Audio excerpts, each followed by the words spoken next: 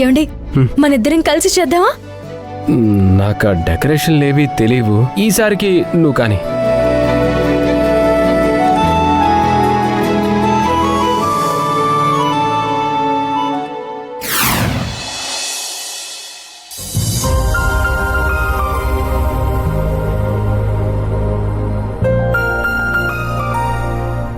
రామంజు, నా కోసం వినాయకుడి విగ్రహం తీసుకొచ్చినందుకు thank you. It's okay madam. ఇది ఎక్కడ పెట్టమంటారు? అదిగో అక్కడ పెట్టు.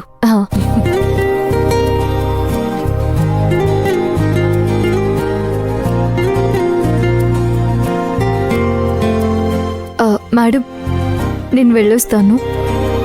ఏంటి మంజు, ఎందుకు అలా ఉన్నావు? ఏం లేదు మేడం, నేను మళ్ళీ కలుస్తాను. మంజు, నీకో విషయం చెప్పనా? డాక్టర్ దగ్గర, లాయర్ దగ్గర నిజాలు దాయకూడదు. నిజానికి ఈ బొమ్మ తీసుకొచ్చింది మీకోసం కాదు మేడం. మరి ఎవరికోసం? నా కోసం మేడం. నీకోసం నువ్వు ఈ విగ్రహాన్ని ఇక్కడికి తీసుకురావడం ఏంటి? మేడం, పంతులు గారు ఒక మాట చెప్పారు. వినాయక చవితి రోజున కొత్తగా పెళ్ళైన భార్యాభర్తలు కలిసి నిష్ఠగా వినాయకుడికి పూజ చేస్తే వాళ్ల మధ్య ఎటువంటి అభిప్రాయ భేదాలు కూడా రావు అని, అలాగే వాళ్ళు జీవితాంతం కలిసి మెలిసి సంతోషంగా ఉంటారు అని చెప్పారు. సత్య గారింట్లో ఈ పూజ చేయడం మాకెలాగూ కుదరదు.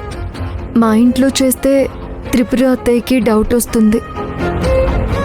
అందుకని మీరు పరాయివారు కాదు కదా అని ఆలోచించి మీ ఇంట్లో పూజ చేద్దామని ఈ విగ్రహాన్ని ఇక్కడికి తీసుకొచ్చాను. మంజు, చివర్లో ఒక మాట అన్నావు కదా, అది ఇంకొకసారి మళ్ళీ చెప్పవా? ఏమన్నాను మేడం? పరాయి వాళ్ళు కాదు కదా అని ఇక్కడికొచ్చాను అని అన్నావు కదా. మరి ఈ విషయాన్ని నీలో నువ్వే దాచుకుని నాకు చెప్పకుండా వెళ్ళిపోతే నువ్వేమనుకున్నట్టు? సారీ మేడం, ఆ విగ్రహం మీకోసమని మీరు అనుకున్నాక నేనేం మాట్లాడగలను? మంజు, నిన్ను చూస్తుంటే నాకీరోజు చాలా సంతోషంగా ఉంది. ఎందుకు మేడం? ఫస్ట్ టైం నువ్వు నీ భర్త కోసం ఒక భార్యలా ఆలోచించావు. విగ్రహాన్ని నేనైతే తెచ్చాను, కానీ సత్యగారు వస్తారో రారో తెలియదు, పూజ చేస్తామో లేదో తెలియదు. నీకెందుకు భయం? నేనున్నాను కదా. ఏదో ఒక విధంగా సత్యని ఇక్కడికే పిలిపిస్తాను. మీ భార్యాభర్తలిద్దరూ ఇక్కడే సంతోషంగా వినాయక చవితిని జరుపుకోండి. చాలా థ్యాంక్స్ మేడం. పూజలో ఓన్లీ మీ భార్యాభర్తలేనా, లేక నేను కూడా పార్టిసిపేట్ చేయొచ్చా? అయ్యో మేడం, అలా అంటారేంటి? కంగారు పడుకు మంజు, నేనేదో ఊరికే అలా అన్నాను. నువ్వు ఏర్పాట్లు చేసుకో. సరే మేడం.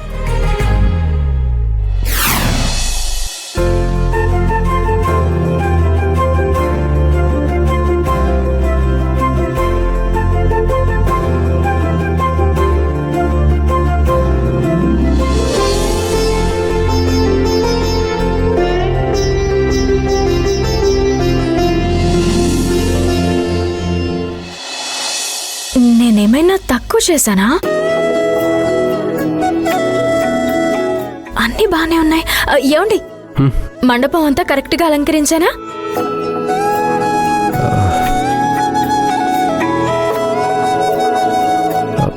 కరెక్ట్ గానే ఉంది. ఊరుకోండి, అబద్ధం చెప్తున్నారు. కరెక్ట్ గా చూసి చెప్పండి. ఏదైనా తప్పుగా ఉంటే చూసి సరి చేయండి. నేను ఇప్పుడే వస్తాను.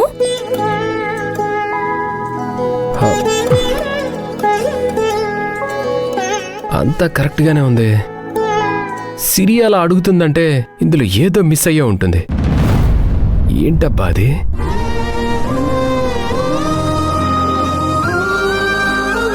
ఏమండి, కనుక్కున్నారా? లే సిరి. ఇదిగోండి, ఇవి మిస్ అయ్యాయి. ఏంటవి? ఎలక్కాయలు విఘ్నేశ్వరుడికి చాలా ఇష్టం. కట్టండి అక్కడ.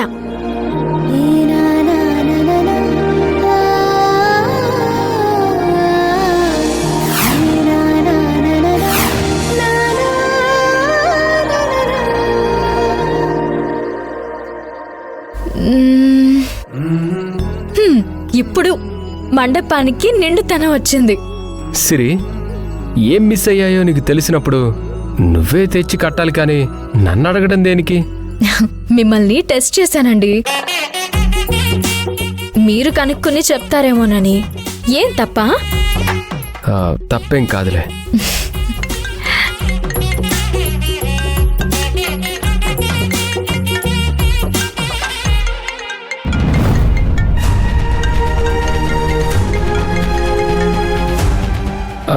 చెప్పండి మేడం. అవునా, అయితే ఇప్పుడే వస్తున్నాను మేడం. ఏమండి,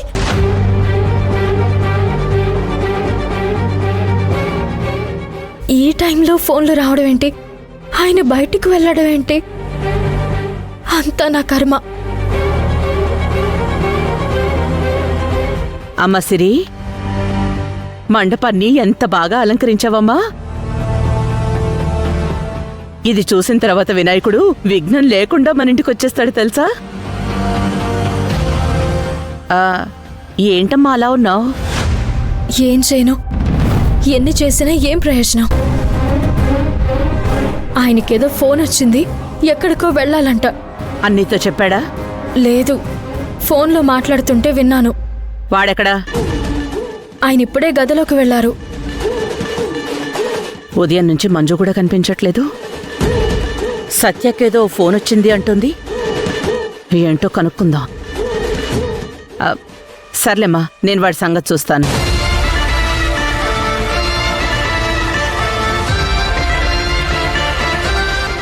చిత్రకారులు, చిత్రకారులు! ఏంటి మనమ్మా? ఈ వ్యూహంలో మీ హస్తం లేదు కదా? వ్యూహమా? నీ ముందు వ్యూహాలు ప్రణాళికలు నడుస్తాయా? అమాయకంగా నటిస్తూ ఇప్పటికే చాలా చేశారు. ఈ వ్యూహంలో మీ హస్తం ఉందని తెలిస్తే మీ సంగతి తర్వాత చెప్తాను. విషయం చెప్పకుండా ఏంటి మనమ్మ ఇది? మీ కొడుకు ఎక్కడికి వెళ్తున్నాడు? నాకేం తెలుసు? అయినా అనవసరంగా నా మీద నిందలు వేయకు. వినాయక చవితి రోజున చందమామను చూస్తే అపనిందలు అంటారు. నేను చందమామను చూడకముందే ఇలా నా మీద అపనిందలు వేయడం కరెక్టేనా చెప్పు?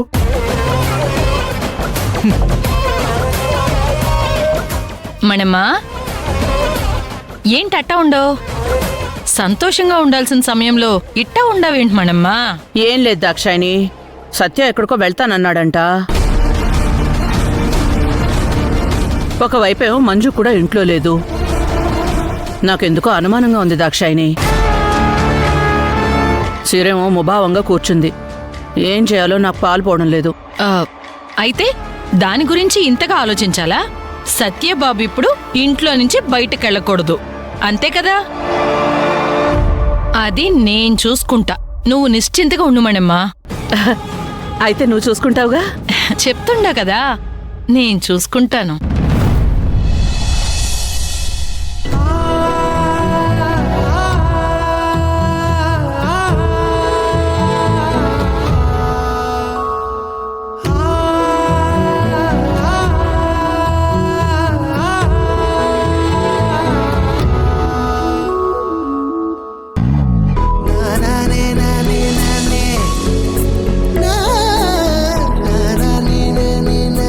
ఎలా ఉంది మేడం?